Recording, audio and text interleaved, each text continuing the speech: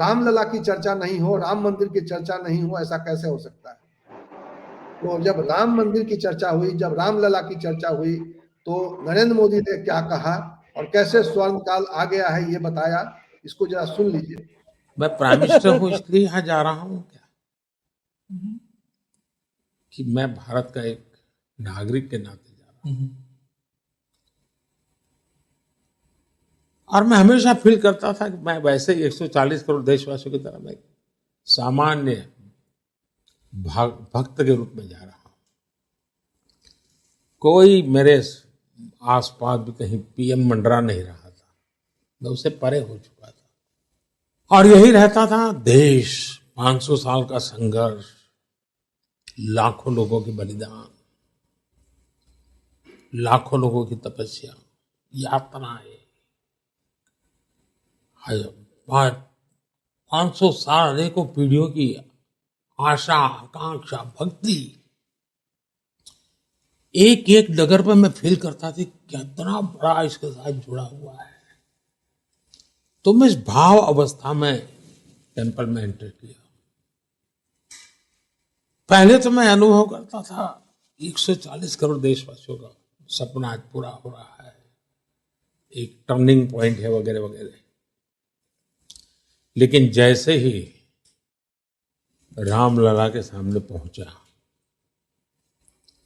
तो पहले मेरी नजर उनके चरण पे गई और दूसरी मेरी नजर उनकी आंखों पे गई और वहीं मैं अटक गया। कुछ पल तो हमें जो पंडित थे वो ये करो वो करो, मेरा ध्यान ही नहीं रहता था, मेरा ध्यान उसी में लग गया। और मैं पता नहीं ऐसा मेरे मन में जो विचार भाव प्रकट हुए वो ये थे कि रामलला जी मुझे कह रहे हैं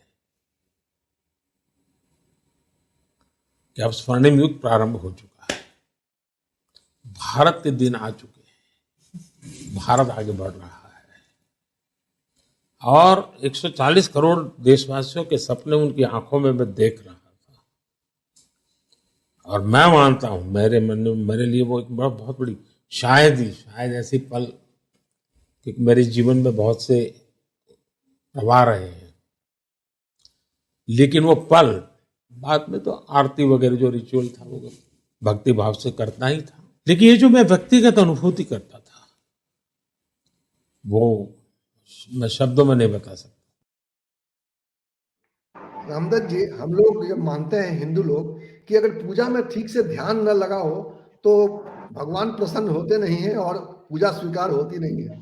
तो नरेंद्र मोदी तो खुद ही बता रहे थे कि उनका ध्यान भटका हुआ था। बहुत सही। पंडित बोल रहे थे ऐसे करो वैसे करो, लेकिन उनका ध्यान भटका हुआ था और उनको रामलला ने शायद संवाद किया और कहा कि स्वर्णिम काल आ गया है।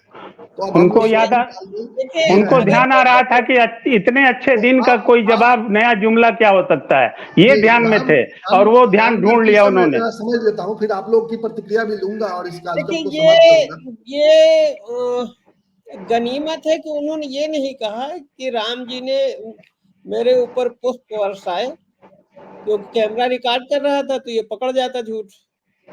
बिल्कुल। तो राम जी ने मेरे ऊपर पुष्प बरसाए, देवताओं ने मेरे ऊपर पुष्प वर्षा करके इस बात का मुझे सर्टिफिकेट दे दिया है कि भारत स्वर्ण युग में है।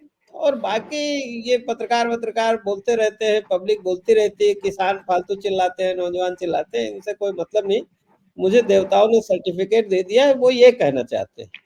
और वो खुद भी एक देवता है, अपने मित्रों से और एक क्लोज सर्किल में उनको भगवान मानते भी है। वाह वाह वाह, क्या बात है।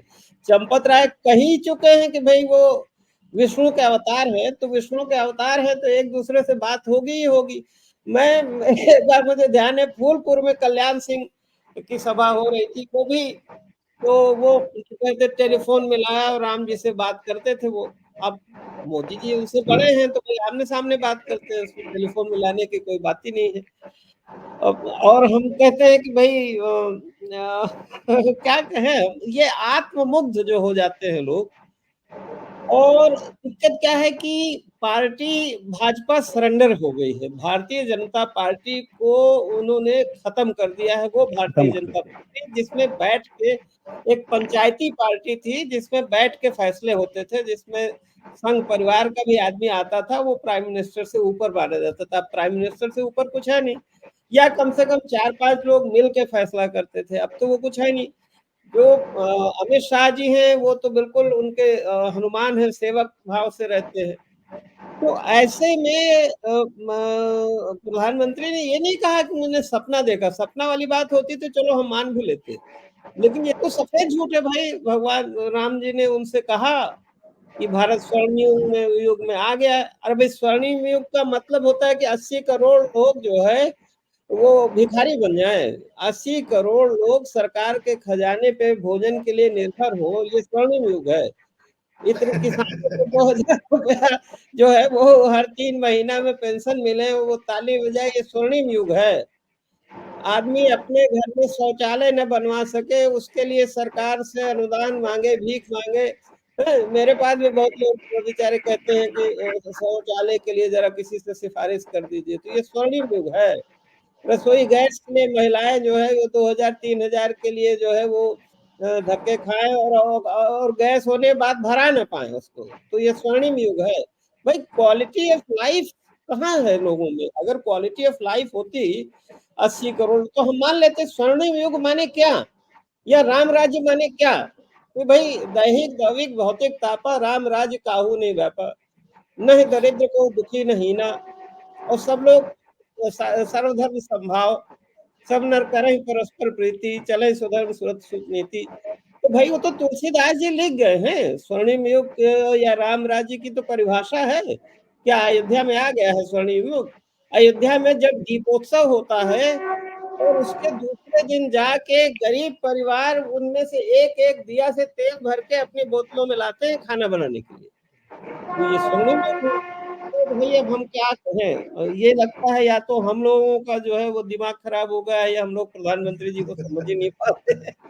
देखिए, असल बात ये है कि प्रधानमंत्री जी एक बहुत, सरकार के अलावा एक वो बहुत बड़ी प्रोपेगेंडा मशीन चलाते हैं, जिससे मैसेजिंग होती रहती है।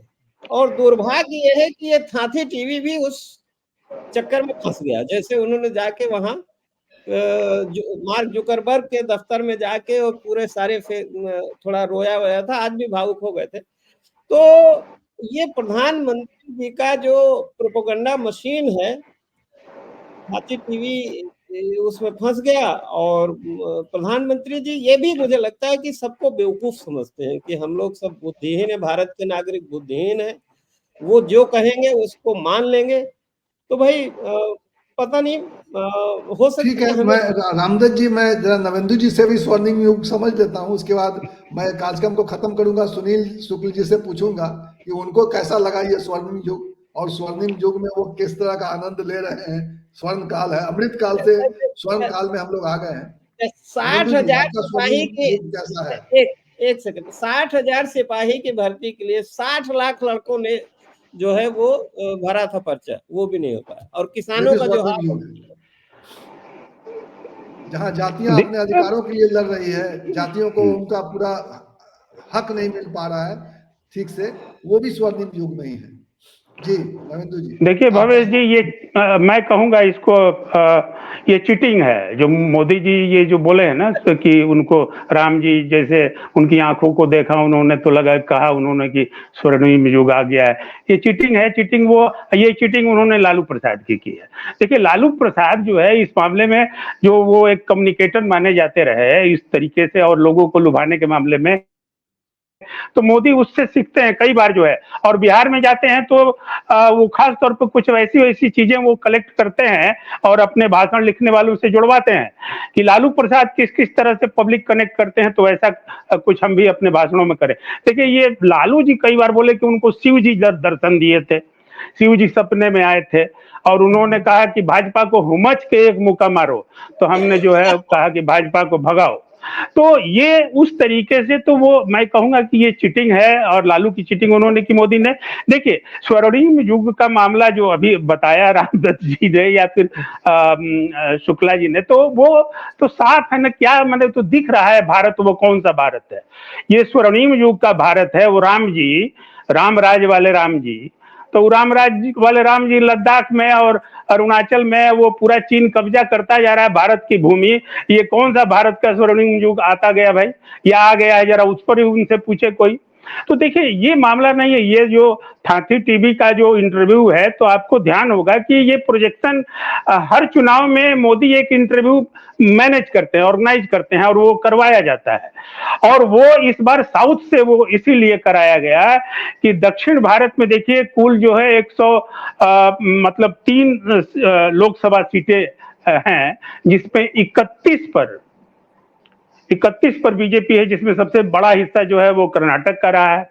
तो बाकी तो साफ है, हवा हवाई है।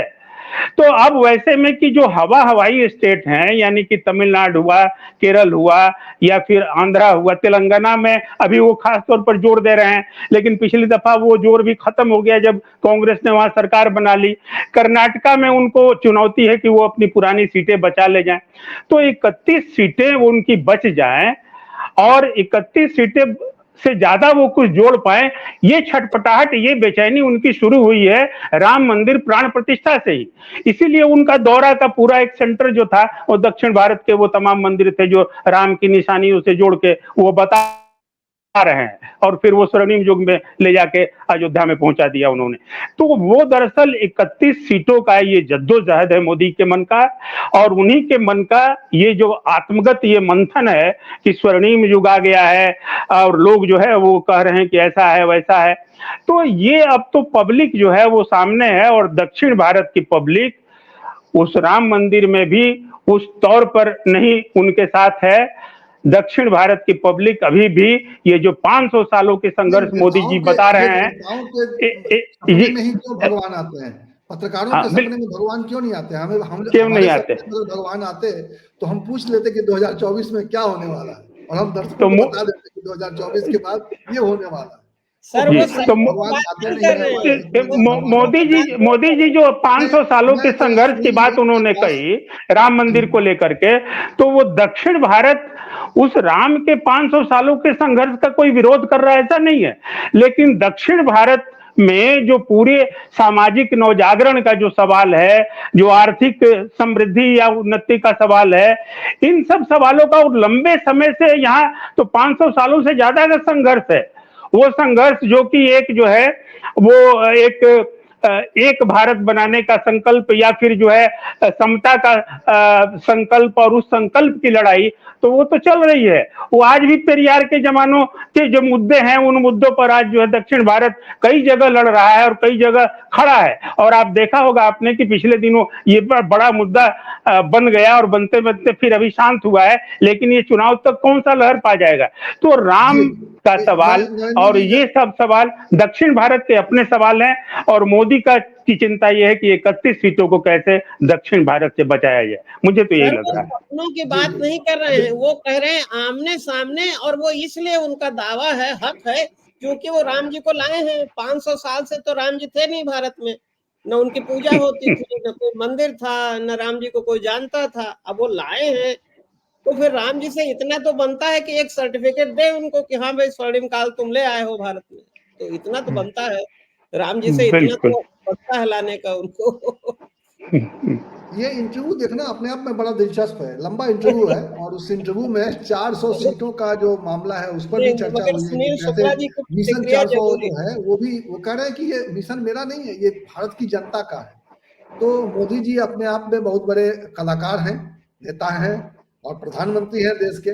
तो ये जो सवाल आया है अमृतकाल और स्वर्णिम युग की बात, मैं आखिरी प्रतिक्रिया लूंगा सुनील जी आपसे, और इस कार्यक्रम को समाप्त किया जाएगा। जरा आप अपनी आखिरी प्रतिक्रिया की, ये जो सपना जो नया अब अच्छे दिन के बाद स्वर्णिम युग में तो अब ला दिया मोदी जी ने, 10 साल में अपना वचन पूरा कर दिया, और क्या चाहिए आपको? अयोध्या तो ये भी बहुत बात दे रहे हैं। हमें कुछ नहीं चाहिए। 2014 में उन्होंने बनारस में कहा था कि माँ गंगा ने हमको बुलाया, अगर माँ गंगा के बुलाने का उद्देश्य पूरा हो गया तो ये भी पूरा हो जाएगा। सवाल हमको केवल ये चाहिए कि आप सरकार में हैं, सरकार की जो जिम्मेदारियां हैं उसका आप निर्वाह कर दीजिए। स्वर्णिम काल, हीरक काल अपने आप बन जाएगा। तो ये बताइए, स्वर्णिम काल में तो हम लोग को ला दिया, अब क्या झोला उठा के जाएंगे 24 में, कि अभी रहेंगे स्वर्णिम काल में भी कुछ प्रधानमंत्री डालेंगे वो? नहीं, सवाल ये है कि उनका ये दावा है कि स्वर्णिम काल शुरू हो गया। अगर आम जनता को यह विश्वास हो गया कि स्वर्णिम काल शुरू हो गया तो ठीक है, आप झोला उठा के नहीं बल्कि झोला पूरी तरह से स्थापित रहेंगे। लेकिन जो पार्टी इस देश के कई इलाकों में चुनाव प्रचार की हिम्मत न जुटा पावे, वो कैसे दावा कर सकते कि हम बने रहेंगे? जिसकी बात नवेंदु जी ने कहा कि वे 31 सीटें बचाए रखने की, कहां से बच जाएगी आपकी सीटें? क्यों बच जाएंगी? मेरा अपना मानना यह है कि जब आप सरकार में होते हैं तो आपके गवर्नेंस पे ही आपको जन समर्थन मिलता है, इसके अलावा कोई विकल्प नहीं। आपके बोलने से आप एक दक्षिण भारत के टीवी चैनल के साथ आके इंटरव्यू कर दें और दक्षिण भारतीय पोशाक में आप बैठ जाएं, ये दौर खत्म हो गया। 75 साल का लोकतंत्र है। हर व्यक्ति को ये चाहिए कि आखिर आपने इस देश को दिया क्या, इस देश में लोगों के मुस्तकबिल को बदलने के लिए आपने किया क्या, इस देश में जमहूरियत को ताकतवर बनाने के लिए आपने किया क्या।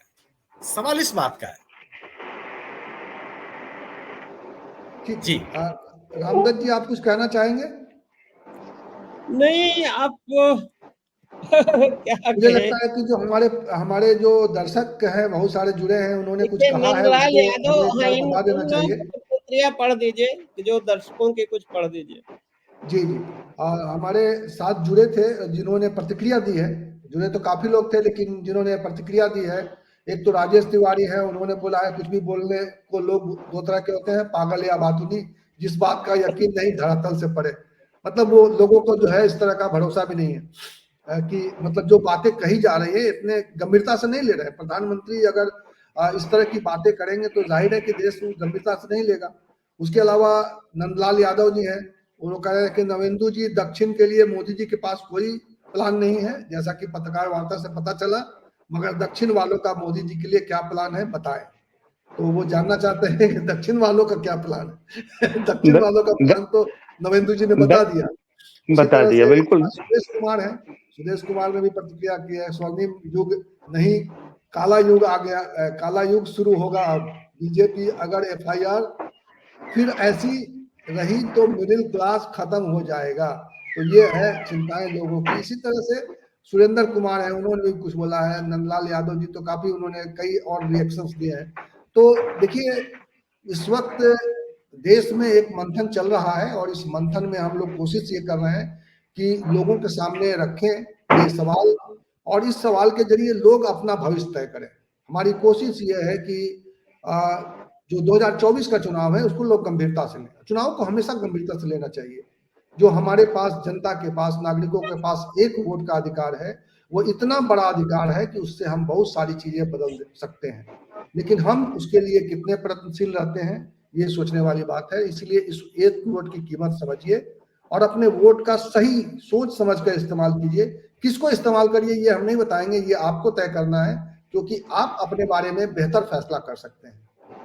तो इसी नोट के साथ हम इस कार्यक्रम को यहीं समाप्त करते हैं और इसी तरह की चर्चा, इसी तरह के विमर्श और इसी तरह के सवाल के साथ आपके सामने फिर इकट्ठा होंगे, आपके सामने फिर आएंगे और इसी तरह के विद्वान हमारे साथ होंगे। नवेंदु जी, आपका बहुत बहुत शुक्रिया। रामदत्त जी, आपका जी नमस्कार। आप शुरू से जुड़े हुए थे। सुनील शुक्ला जी चले गए, उनका भी बहुत बहुत शुक्रिया। बहुत साफ गोई से अपनी बात रखते हैं सभी लोग। और दर्शकों का भी जो जुड़े रहे, जिन्होंने टिप्पणी की, और अभी भी आप चाहें, दर्शकों से मेरा अनुरोध है कि अगर आप चाहें कि इस तरह के सवालों पर आपकी क्या राय है, आप कुछ कहना चाहते हो, तो कमेंट बॉक्स में आकर अपनी बात रखिए। और इस तरह के वीडियो अगर आपको पसंद आते हों, आपको लगता है कि हम लोग कोई कंस्ट्रक्टिव, कोई रचनात्मक बातचीत कर रहे हैं, तो इसको अधिक से अधिक लोगों तक पहुंचाने की कोशिश कीजिए। बहुत बहुत शुक्रिया। फिर से मुलाकात होगी नई चर्चा के साथ। तब तक के लिए नमस्कार, शुभ रात्रि।